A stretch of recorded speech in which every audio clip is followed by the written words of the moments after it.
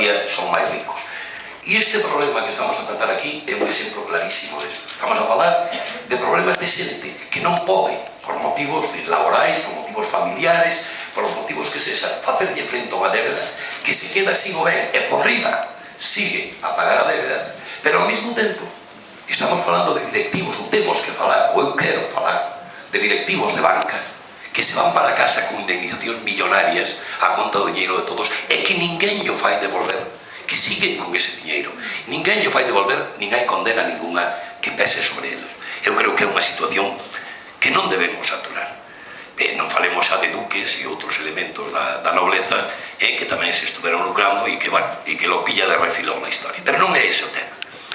Podía parecer, facendo unha lectura superficial, de que esta moción sería a típica moción tipo, total, o Concello non ten competencias, é unha cousa de legislación estatal, nós non nos debemos pronunciar, pero é que non é así, e todos o sabemos, por eso todos os grupos, sin excepción, firmamos a moción. É unha moción que nos afecta, en canto que lle afecta a homes e mulleres do noso Concello, en canto ten incidencia directa no noso Concello. Non estamos a debatir dunha lei xeral de tráfico ou non sei que, na que non temos competencias. Aquí non temos competencias na derogación desa lei ou na modificación desa lei, pero temos competencias en canto nos compete o benestar directo da nosa cidadanía. Por lo tanto, dito isto, dito que realmente é certo que existe esa situación, pero que quede moi claro que hai xente que se está lucrando a conta desa situación, quero incidir nos puntos.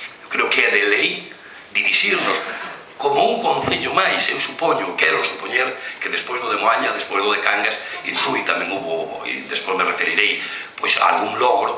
Eu quero supoñer que haberá unha avalancha de concellos e que as Cortes en España, ou incluso os parlamentos autonómicos, serán sensibles a cambiar esta lei.